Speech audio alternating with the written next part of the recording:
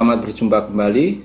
Pada kesempatan kali ini kita akan belajar bersama bagaimana menyelesaikan soal-soal tentang rangkaian listrik arus arah.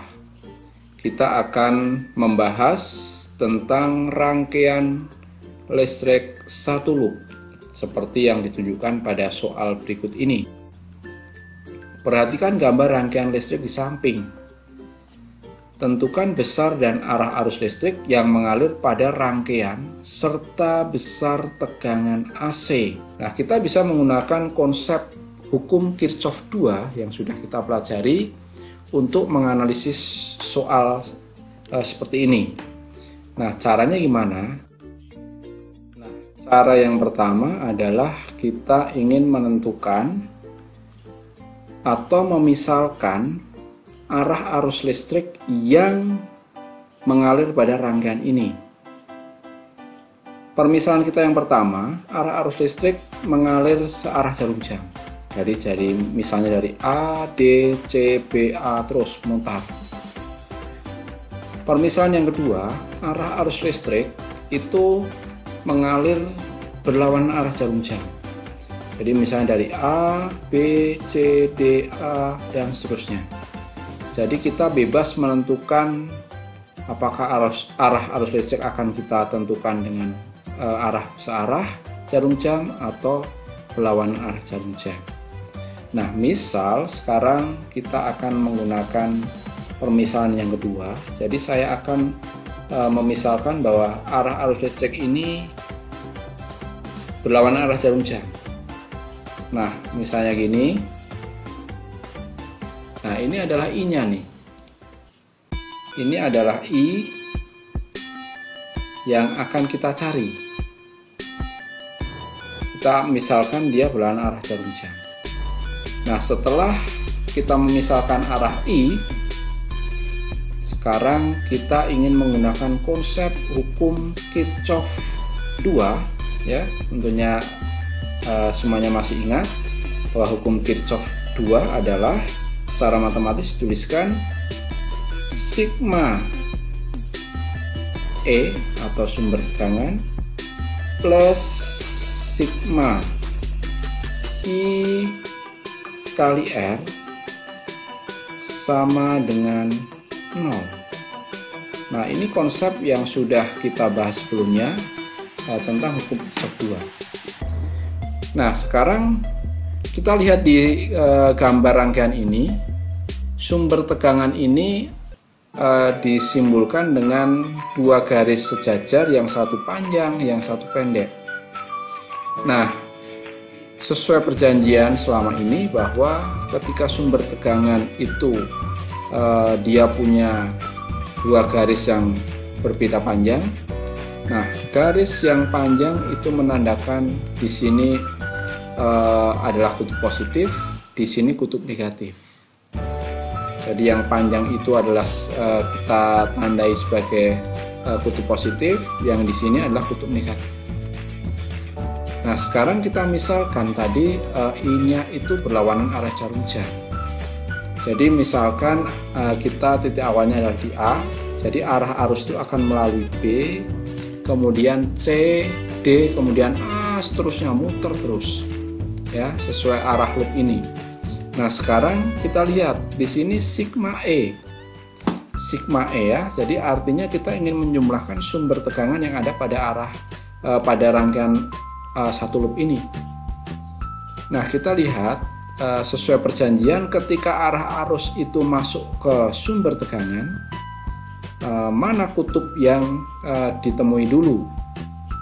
Nah, ketika dia bergerak dari A ke B kemudian menuju C, dia melalui sumber tegangan sebesar 4 volt yang di sini dia menemui kutub positif terlebih dahulu. Berarti bisa saya tuliskan di sini sigma E-nya adalah plus 4 ya.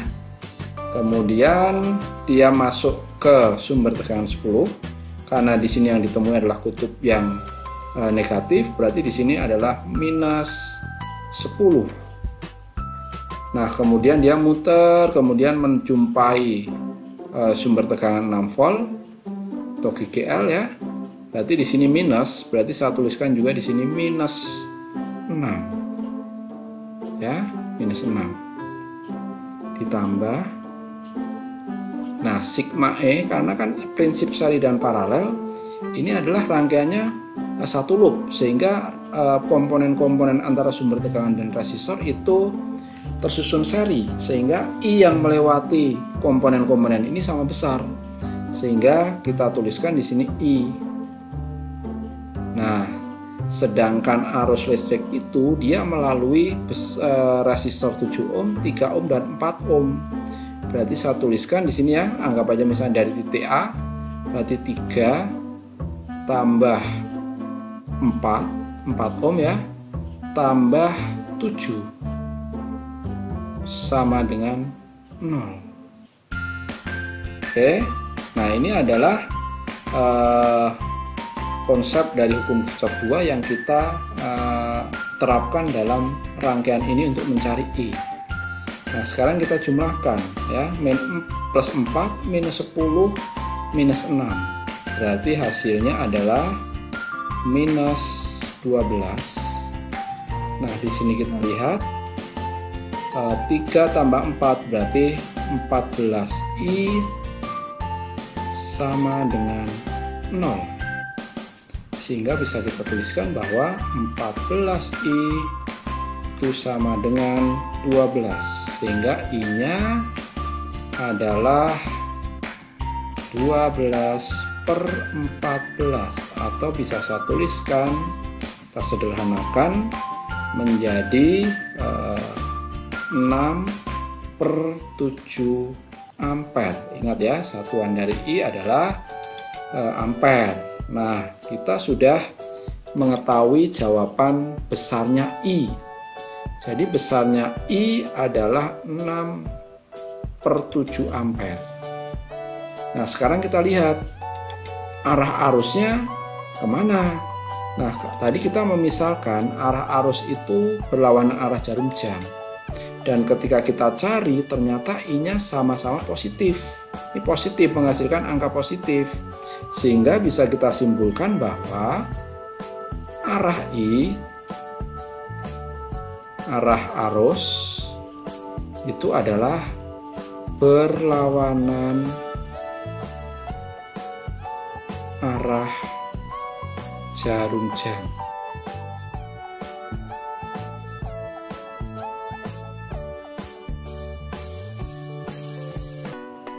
Oke, nah sekarang kita ingin mencari bagaimana besarnya tegangan antara A dan C. Nah, tadi seperti yang sudah kita ketahui bahwa I atau arus yang mengalir itu besarnya adalah 6/7 ampere dengan arah sesuai permisalan kita. Nah, sekarang kita ingin mencari VAC. Berapa nih ya. Mencari VAC itu ada dua cara. Jadi kalau kita lihat VAC itu bisa ditempuh melalui A, kemudian B, kemudian C, atau kalau saya lihat saya gambarkan rutenya seperti ini kan. Nah, ini sampai sini. Bisa juga VAC itu kita cari melalui rute dari A, D, kemudian C. Maaf. Nah, seperti ini. Nah, sekarang kita tentukan nih, kita ingin mencari melalui rute ABC atau ADC. Ya, kalau untuk memudahkan, nanti kita akan coba dua-duanya ya. Misalnya kita ingin mencari menggunakan rute A, kemudian B, kemudian C. Nah, bagaimana besarnya VAC? Nah, kita bisa tentukan VAC itu sama dengan sigma GGL atau sumber tegangan ditambah sigma I kali R. Nah, sama seperti tadi prinsipnya, ketika kita ingin mencari VAC, arus itu mengalir dari A, B ke C. Jadi sumber tegangan atau sumber GGL yang ditemui oleh arus itu positif atau negatif. Nah, kalau kita lihat dari A ke C sumber tegangannya adalah 4 volt, yang ditemui adalah kutub positif dulu. Berarti kita tuliskan di sini 4. Ya, tidak ada lagi sumber GGL atau sumber tegangan. Nah, sekarang kita tinggal menuliskan I-nya. I-nya tadi 6/7 kan? 6/7 berarti kita tuliskan 6/7 dikalikan R-nya berapa? R-nya di sini ada 3 ohm dan 4 ohm. Berarti di sini saya tuliskan 3 plus 4. Nah, sekarang kita jumlahkan. Ini 4. Ini bisa dicoret kan? 7. Berarti tambah 6. Sehingga ketemu di sini 10 volt. Nah, besarnya tegangan VAC adalah 10 volt. Itu kalau kita menggunakan atau mencari melalui lintasan ABC. Nah, kalau sekarang kita ingin mencari menggunakan lintasan A, kemudian D, kemudian C. Sama prinsipnya, kita cari VAC itu sama dengan sigma E ditambah sigma I kali R. Nah, sekarang kita lihat VAC itu dari ADC itu ada 2 sumber tegangan, jadi 6 volt dan 10 volt. Nah, kalau kita lihat di sini ya, 6 volt itu positif berarti 6. Di sini juga positif berarti 10. Nah, ditambah, nah hati-hati di sini.